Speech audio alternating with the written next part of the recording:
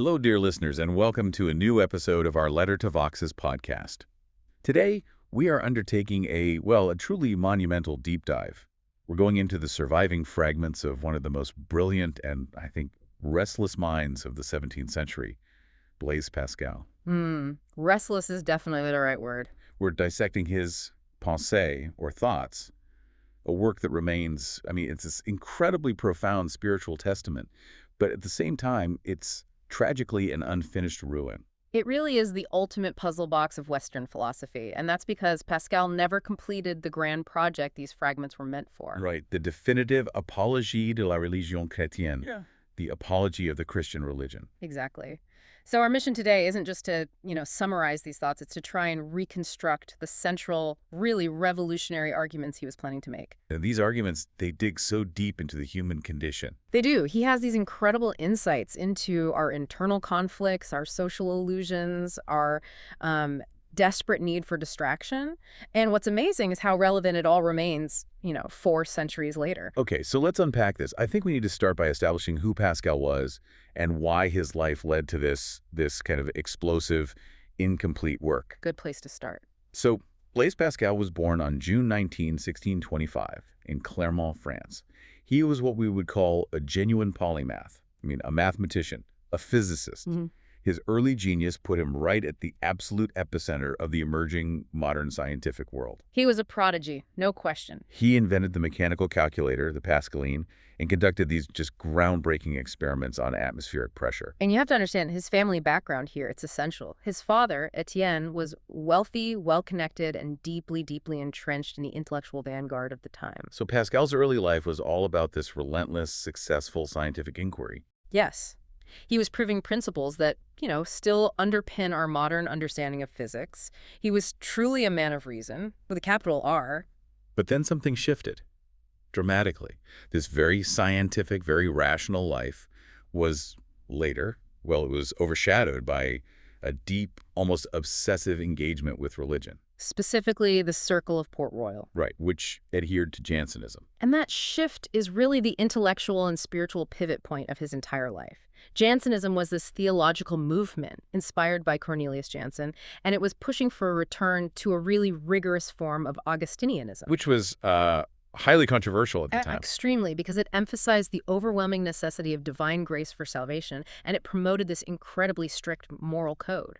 So we're not talking about a gentle, accommodating faith. This was a commitment to the profound seriousness of existence. It's focused on the fallen nature of man, the scarcity of saving grace. Exactly, and it injected this existential urgency into his already brilliant mind.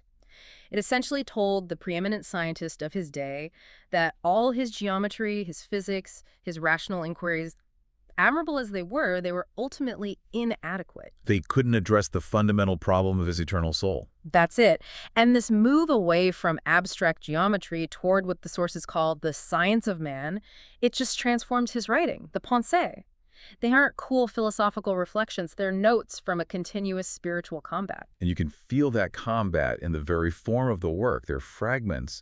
But, and you made this point before we started, we can't just lump them in with other writers of the time. No, and that distinction is absolutely crucial when you read the great French moralists of that era, people like La Rochefoucauld. You're reading maxims. Polished, complete thought. Perfectly polished, elegantly detached observations on human behavior, often cynical, but always aiming for that impression of, absolute nonchalance, the mark of the honnête homme, the detached gentleman.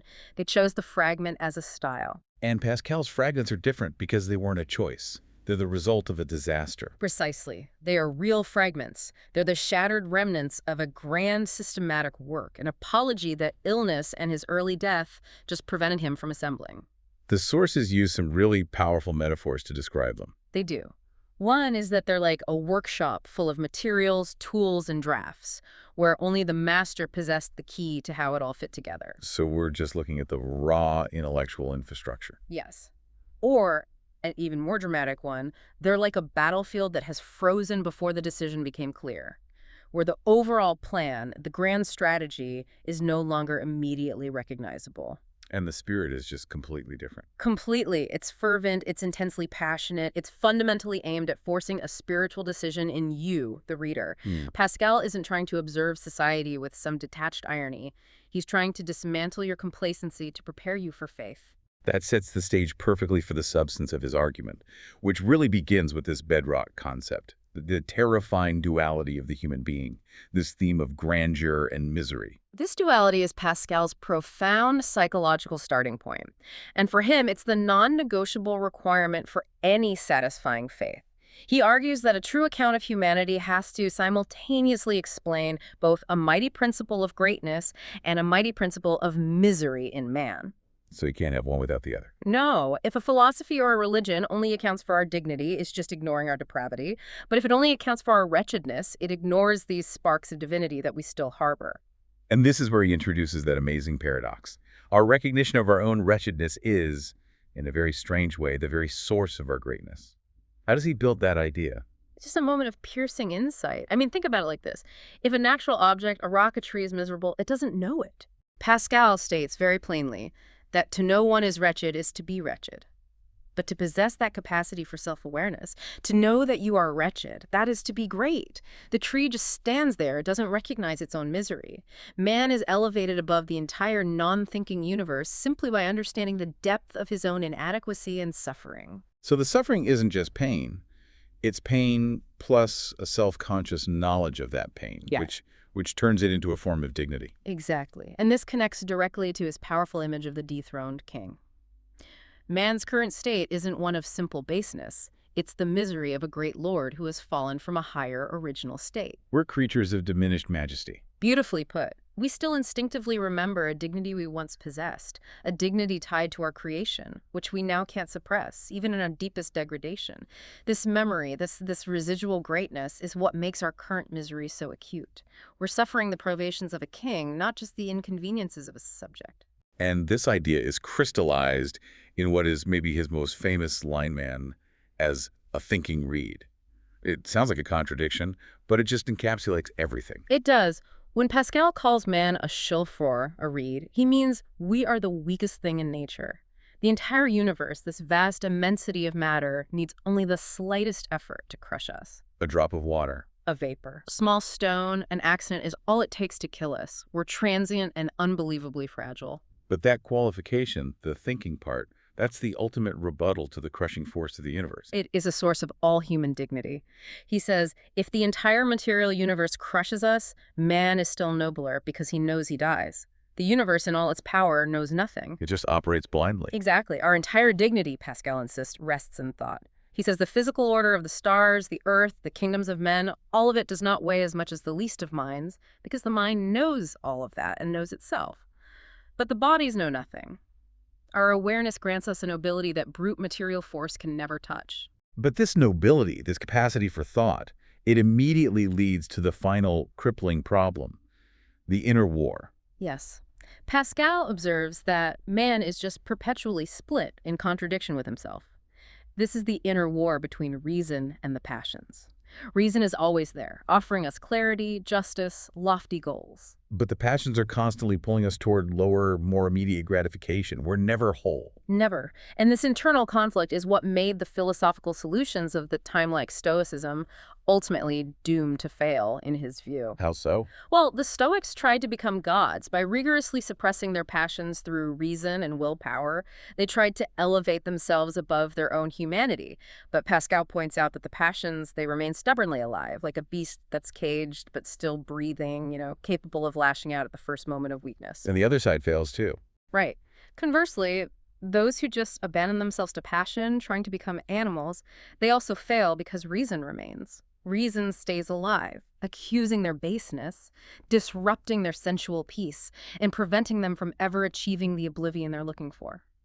Man is always in conflict, finding a momentary peace with one side only by fiercely fighting the other. So we're great because we know we're miserable. But this knowledge leads to an unbearable internal conflict. Yeah. What does this perpetually torn, suffering, thinking creature do with that terrifying realization? I think that question is where Pascal gets his deepest psychological traction. It is, and it leads us directly into his masterstroke of social observation, the escape mechanism of le divertissement. Diversion. Right. This is his argument. Man cannot cure the three great afflictions of his existence: death, misery, or ignorance. And since these existential threats are incurable by human means, he makes a simple, desperate decision. He chooses not to think about them. He chooses not to think about them. It's an active, deliberate evasion of self-confrontation.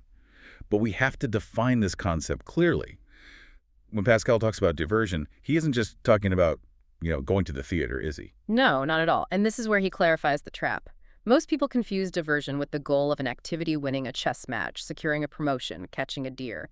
But Pascal states that the true nature of diversion is the turmoil itself. The commotion, the excitement. The psychological absorption that keeps the mind from thinking about its own inner condition, its mortality, and its future judgment. The activity is just a tool.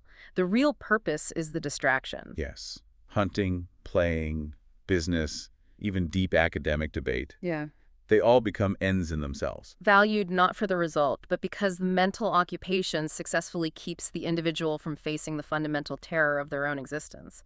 And it is, Pascal argues, our greatest misfortune. Why our greatest misfortune? I mean, if it provides relief. Because it directs us toward ruin without our even noticing it. If diversion failed, boredom, what he calls long while, would inevitably descend, forcing us to seriously search for a permanent, eternal solution. But diversion is this continuous, frantic evasion that keeps us moving imperceptibly toward death, entirely occupied with trivialities. We're so afraid of facing ourselves that we embrace the rush of the trivial. And that ensures we remain blind to the real stakes. This sounds, incredibly relevant to modern life. We're constantly connected, constantly scrolling, checking email. Our whole world is structurally designed to prevent even a moment of quiet self-reflection. Pascal absolutely foresaw the pathology of constant connectivity. He believed that the human heart hates a vacuum. If a space opens up where we might have to consider our own mortality, we immediately rush to fill it with external stimulation. He says nothing is so intolerable to man as to be in a state of rest. Even small children, if you leave them utterly still, they immediately find something to fidget with, because the true enemy is the quiet of the soul. And this is perfectly illustrated by that famous anecdote of the king and his boredom. It shows that rank and power are just no defense against this human flaw. Oh, the king's story is crucial. It just debunks the idea that external success equals internal peace. Is a king's majesty, his wealth, his court, his power, is that enough to make him happy just by observing it? And Pascal's answer is a definitive no. Absolutely not. A king left alone, without company, without business, without entertainment, is a wretched man. In fact, he's more miserable than his lowest subject, who is simply engrossed in a game of checkers. Because the subject is distracted, and the king is forced to contemplate the precariousness of his own position and his eventual death. Exactly. The source material emphasizes that the court, therefore, has to meticulously ensure that the king is never alone. Distraction must follow business. Every moment has to be filled. They understand intuitively that if the king stops thinking about external affairs and starts thinking about himself, he becomes instantly miserable. And if diversion fails, what is the inevitable poison that rises? The sources call it long while. Long while, yeah. Profound boredom, or ennui. If the frantic activity stops, this poison rises from the depths of the heart, where Pascal says it has natural roots. When left without activity, man confronts his own nothingness. He feels his inadequacy, his dependence. His impotence, his fundamental emptiness. This absence of content is so intolerable that it generates boredom, sadness, grief, despair. So man is driven to create these artificial external goals, like solving a puzzle or conquering a territory. Not because he values the outcome, but because the process itself inflames desire, fear, or anger, and that just keeps the mind busy. It's pure self-deception. We trick ourselves into believing that happiness lies in getting that objective, the prize, the victory. But if we win the prize too quickly, or if the business ends abruptly, we immediately feel empty again. And we have to frantically invent a new objective, a new hunt, merely to sustain the turmoil. Okay, we need to pause here for just a moment. Don't forget to subscribe and leave a like if you enjoyed this deep dive. We're back. And we're returning to Pascal's analysis, moving from the individual psyche to society. Because if everyone is engaged in this frantic diversion, what does that do to our collective sense of truth, justice, and order? Section 4 focuses on how imagination, not reason, really dictates the rules of the world. This section is where Pascal reveals himself as a startlingly cynical social observer. He introduces imagination fantasy as the mistress of error and falsehood. Which is a huge claim in the 17th century, the age of reason. It's a massive claim. But Pascal says imagination is so deceptive precisely because she is not always wrong. If she always lied, we could just do the opposite of what she says. But because she mixes truth and falsehood, she becomes completely unpredictable and just dominates human judgment, often overriding the intellect entirely. So, imagination governs things like reputation, honor, reverence. It makes external appearance more powerful than internal reality. Absolutely. Think about his example of the judge. This judge holds immense power and authority because of his wisdom and age. But if, for some reason, his face is dirty or his hair is poorly cut or his robe is askew, he instantly loses all reverence. People can't take him seriously. They can't. Regardless of the profound truth he speaks, imagination has stripped him of his dignity based solely on a surface-level presentation. Reason says the quality of the judgment is the only thing that matters, but imagination forces the observers to, as he puts it, sweat and pale. And the philosopher on the narrow plank over an abyss. The perfect example. Reason tells him he's safe, the plank is wider than his foot, but imagination makes him physically sweat and panic, unable to move. It's the ultimate proof that the imagination can overwhelm us, even against demonstrable facts. Yes. Pascal is arguing that human society has built a kind of second nature on this power. Reputation, respect, rank. These are not products of rational calculation. They are products of a shared, powerful, and often completely arbitrary imaginative acceptance. And he then applies this really penetrating lens to the grand concept of justice. If reason is so easily swayed, where does our justice actually come from? He is brutal here. He examines the relationship between justice and might, or power. Justice without might is helpless. Might without justice is tyrannical.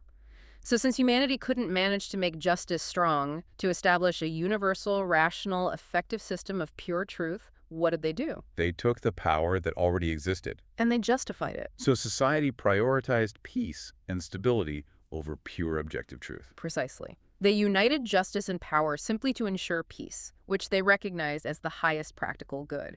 And this realization leads Pascal to his devastating observation on the relativity of human law. He famously writes, "What is truth on this side of the Pyrenees is error on the other." The Pyrenees, of course, separating France and Spain. What's law in one kingdom is meaningless or legal in the next. It demonstrates that custom, not some innate universal reason, establishes all justice. Laws are not inherently just, they're simply accepted because they're established. Pascal argues that if you try to trace laws back to their supposedly rational origins, you ruin everything. Because the moment you examine their foundation, you don't find universal truth. You find an original usurpation, a historical accident, an arbitrary decree that was just enforced until it became custom. And he applies this skepticism right to the very top of the social hierarchy, to the structure of nobility and the position of great lords. Yes, his 3 treatises on the position of great lords are this fascinating, cynical instruction manual for the nobility. And the core lesson is that a nobleman has to employ double thought. What does that double thought entail? Well, externally, the nobleman has to act according to social convention. He accepts honors, performs his duties, acts with reverence. He must kneel before the king, not out of any true esteem for the person of the monarch, but out of respect for the necessary convention that preserves the social order. But internally, he has to maintain a completely detached view of himself. Absolutely. Internally, he must recognize that his soul, his body, his natural existence is completely indifferent to whether he's a duke or a common shipper. If he forgets this natural indifferent state and truly starts believing that he possesses his rank by some innate right or merit, that he's naturally superior, then he's committing the same folly as the common people who mistakenly gave him that rank in the first place. Wow. That reveals a deep structural instability then.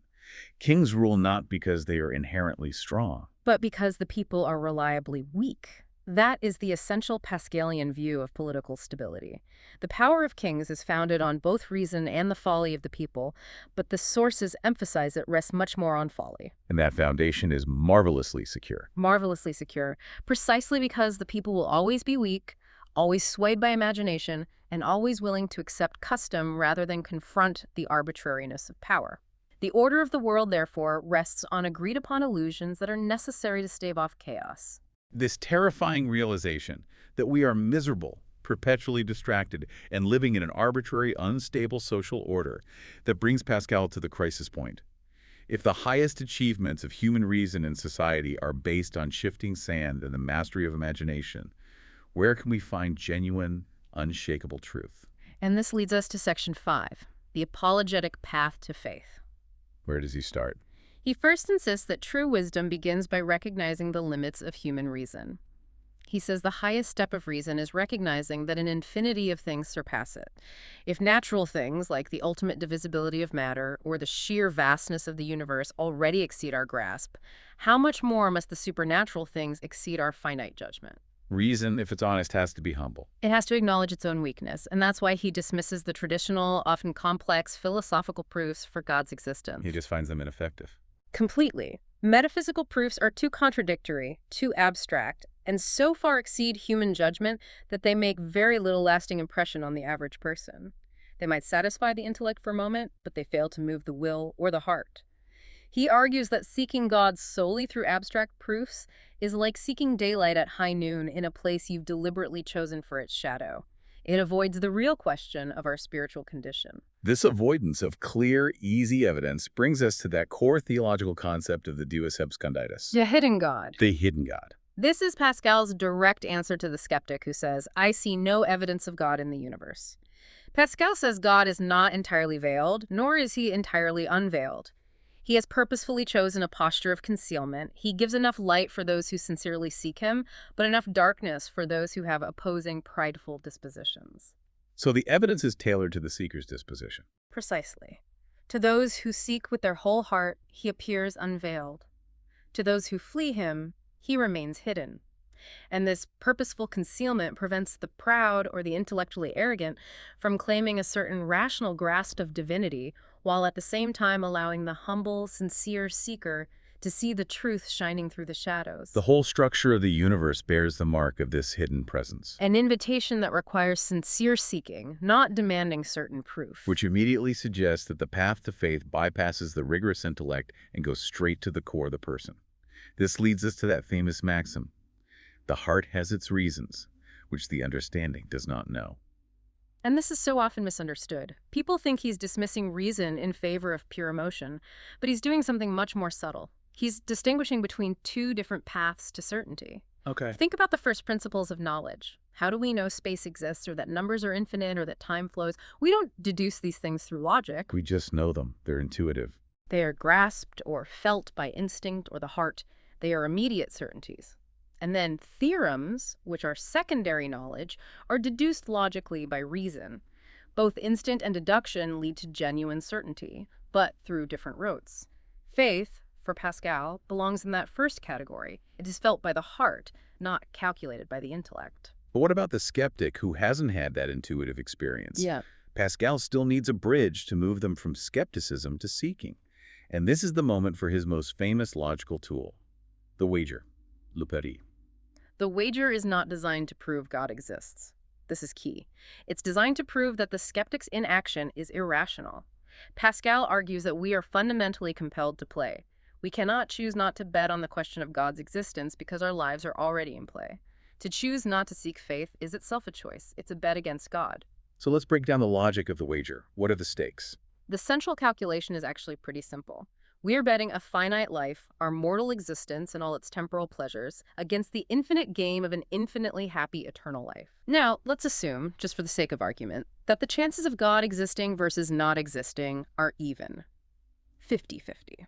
Even if the probability is just half, the choice is still overwhelming. It's completely overwhelming. Betting a finite entity against an infinite reward is overwhelmingly rational. Pascal argues that the finite is annihilated before the infinite.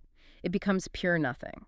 If you wager your finite life for God and he exists, your gain is infinite. If you wager against God and he exists, your loss is infinite. If you wager for God and he does not exist, your loss is only finite, a few pleasures, a short temporal life. The calculus mandates the risk. It is utterly irrational to refuse to play. That's his point. But what about the common critique? That it encourages insincerity. If I use cold logic to force myself into belief, doesn't that undermine the very genuine, heartfelt faith that he's been advocating for? That is the essential intellectual hurdle, and Pascal completely anticipates it. His genius is that he doesn't claim the wager creates immediate, sincere faith. He simply says, act as if you believe. Adopt the habits. Adopts the habits of faith. Go to church, take the holy water, follow the customs. While the intellect may resist, Pascal argues that the body, through the repetition of custom, can eventually condition the heart. He suggests that the brute machine of our habits, when acted upon consistently, will slowly change our disposition until the intuitive certainty of the heart finally takes hold. The wager is the initial rational shock intended to break the skeptic's inertia and allow the customs to do their work. That transition from pure logic to heartfelt conviction provides the necessary bridge. So, having established the psychological and mathematical compulsion toward faith, Pascal turns in the final section to the historical bedrock of the apology.